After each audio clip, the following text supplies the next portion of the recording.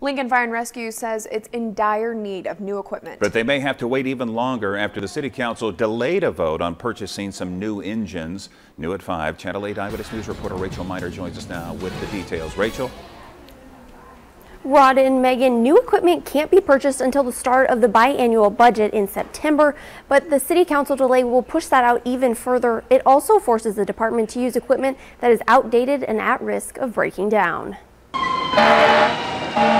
You count on them in an emergency, but soon you could have to wait even longer for help to arrive. We're going to have to make that decision of, do we brown out a station or do we do emergency purchase? Lincoln Fire and Rescue is battling to get 11 new apparatuses, or fire trucks and engines. City Council voted to approve the purchase of 9 vehicles in the biannual budget, but that's simply not enough, because once purchased, the trucks take over a year to build and deliver. Unfortunately, the front line that we had is so old that now the reserve is in better shape. So we're starting to put a reserve apparatus back in frontline service. So that's how bad it is. The trucks and engines LFR has are all 18 years old or older.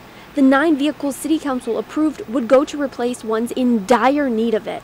The additional 2 that LFR would purchase would go to the 2 new stations currently being built. The city only has 3 backup vehicles. If those additional units are not purchased, 2 that are now in reserve will have to be used. And if we don't have new apparatus to put in there, we're going to take this older apparatus that's already struggling to service the current city, and we're going to try and stretch the units even thinner by adding 2 more units out there. And taking vehicles out of reserve puts the department in a bind if an emergency arises. It also increases response times because trucks would be covering more ground.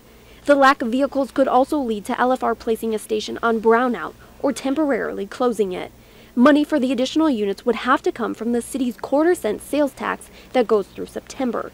The decision to use the tax money for the fire department has been delayed for over a month.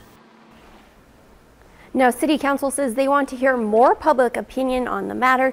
They're expected to vote on it September 17th. We'll have to see what happens. Rachel Miner, thank you for the update.